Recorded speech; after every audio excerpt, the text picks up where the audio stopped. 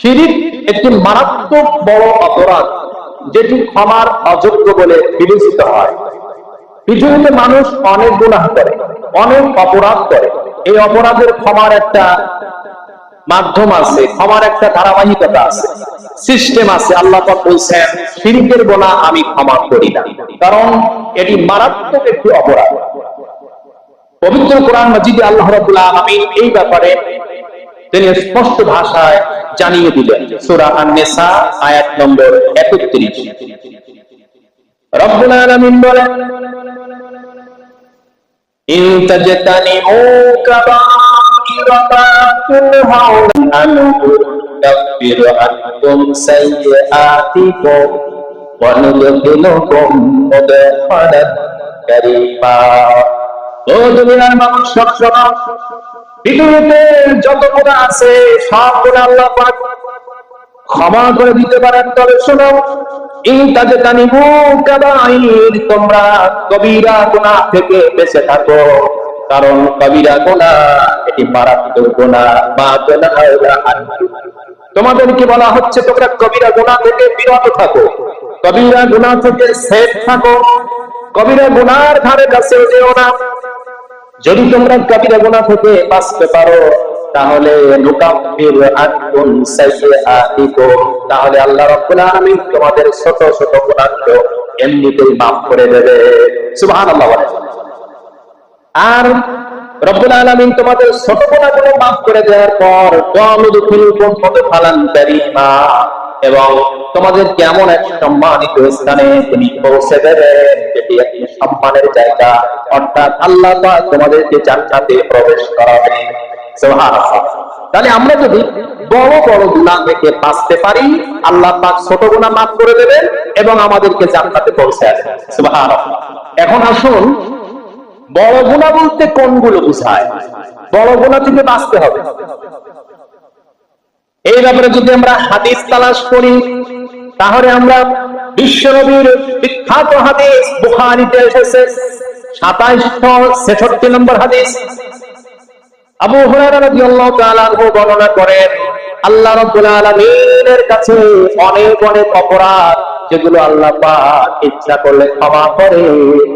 তবে হাদিসের মধ্যে 7টি ধ্বংসাত্মক মারাত্মক গুনাহ থেকে রাসূল আকরাম সাল্লাল্লাহু আলাইহি সাল্লাম বিরত থাকতে বলেছেন। হাদিসটি বর্ণনা করেছেন আবু হুরায়রা। আন আবি হুরায়রা রাদিয়াল্লাহু তাআলা আনহু আন নবী সাল্লাল্লাহু আলাইহি ওয়াসাল্লাম قال اجتنبوا سبع الموبقات। আবু হুরায়রা থেকে বর্ণিত, বিশ্বনবী বলেন, তোমরা মারাত্মক 7টি ধ্বংসাত্মক গুনাহ থেকে বেঁচে থাকো।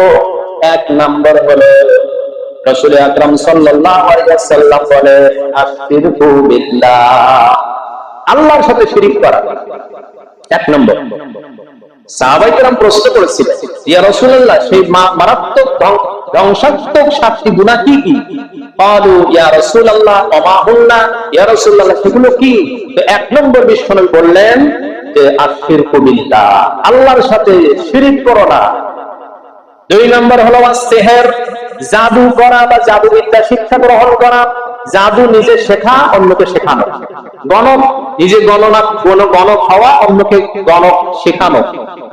এগুলো হচ্ছে কি আল্লাহ রাসূল বলছেন, এগুলো কাবীরা গুনাহের দ্বিতীয় নম্বর। 3 নম্বর হলো ওয়া কাতলুন নাফসিল্লাতী হারামাল্লাহু ইল্লা বিল হক, শরীয়তের বিধি ছাড়া কোনো অন্যায় ভাবে কাউকে হত্যা করা, খুন খারাপি করা, মার্ডার করা, এগুলো হচ্ছে কাবীরা গুনাহের দ্বিতীয় নম্বর। চতুর্থ নম্বর হচ্ছে ওয়া আকলুর রিবা, সুদ খাওয়া। সুদ খাওয়া কি কাবীরা গুনাহ। 4 নম্বর। 5 নম্বর ওয়া আকলু মাল ইয়াতীম, ইয়াতীমের মাল ভক্ষণ করা।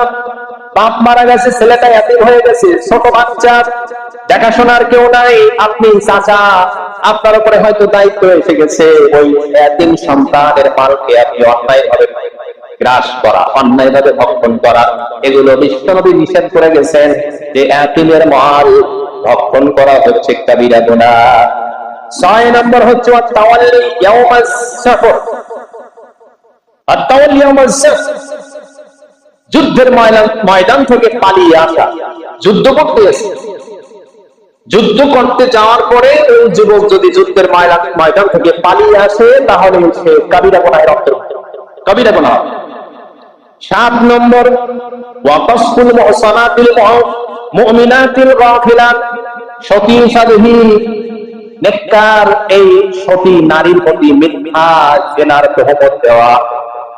সতী নারীকে যদি মিথ্যা অপবাদ দেওয়া হয় এটা হচ্ছে কবিরা গুনাহ, নারী হোক পুরুষ হোক। তবে এখানে নারীর কথা বলা হয়েছে, অন্য হাদিসে পুরুষের কথা বলা হয়েছে। এই 7টি মারাত্মক ধ্বংসাত্মক কবিরা গুনাহ থেকে যদি আমরা বাঁচতে পারি, আল্লাহ পাক বলছেন আমি তোমাদের ছোট ছোট গুনাহগুলো মাফ করে দেব এবং তোমাদেরকে জান্নাতে প্রবেশ করাবো। বলেন সুবহানাল্লাহ।